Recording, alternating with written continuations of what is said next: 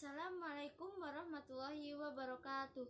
Perkenalkan, nama saya Nini Abriliawanti dari kelas 12 IPA 2 nomor absen 27. Di sini saya akan melakukan analisis mengenai pelanggaran hak dan pengingkaran kewajiban warga negara. Di sini saya akan memberikan 3 contoh pelanggaran hak, yaitu 1. Eksploitasi terhadap anak, 2.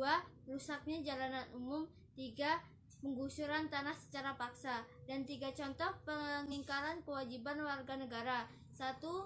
Pelanggaran lalu lintas, 2. Membuang sampah sembarangan, dan 3. Rusaknya fasilitas umum.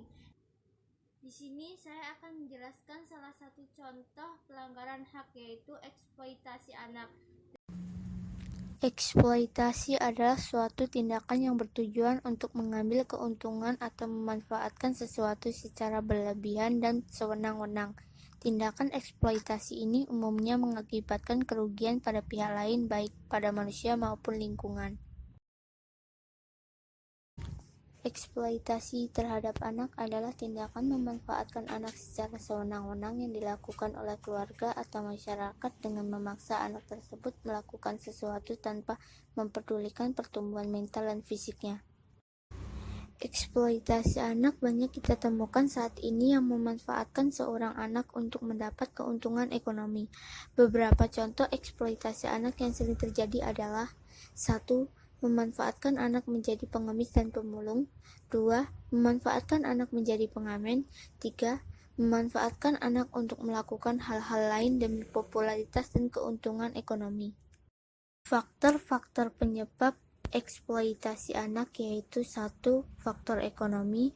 2. Pengaruh lingkungan. 3. Paksaan keluarga. 4. Kurangnya kepekaan dan pengawasan orang tua. 5. Rendahnya tingkat pendidikan orang tua. 6. Kurangnya kesadaran hukum masyarakat dan orang tua. Upaya untuk mengatasi eksploitasi anak yaitu: 1. Membangun pemahaman tentang kebutuhan dasar anak dalam proses tumbuh kembang.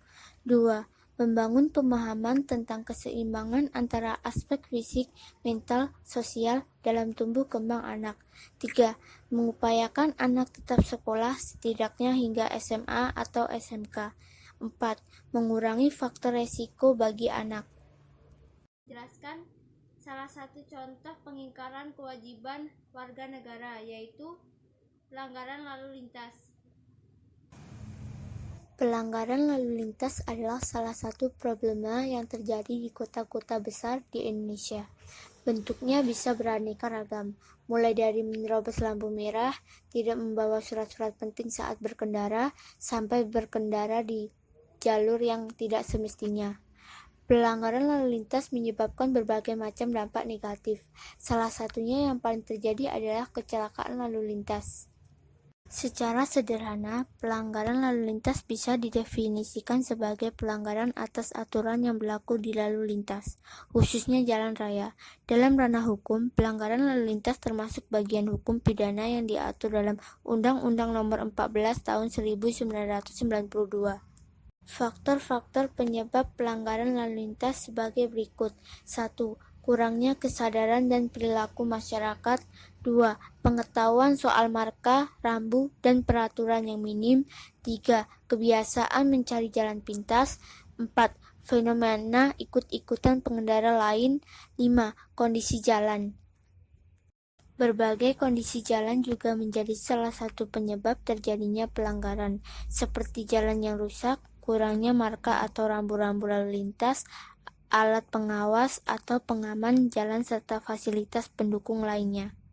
Upaya untuk mencegah pelanggaran lalu lintas yaitu sebagai berikut: 1.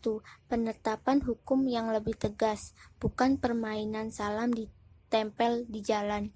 2. Mengadakan sosialisasi terhadap peraturan-peraturan lalu lintas, terutama pada sekolah-sekolah. 3. Mengadakan sosialisasi tentang kecelakaan yang terjadi di jalanan akibat ketidaktertiban lalu lintas dan menjalin hubungan yang baik dengan masyarakat. Sekian analisis mengenai pelanggaran hak dan pengingkaran kewajiban warga negara dari saya. Apabila banyak kekurangan, saya mohon maaf. Saya akhiri. Wassalamualaikum warahmatullahi wabarakatuh.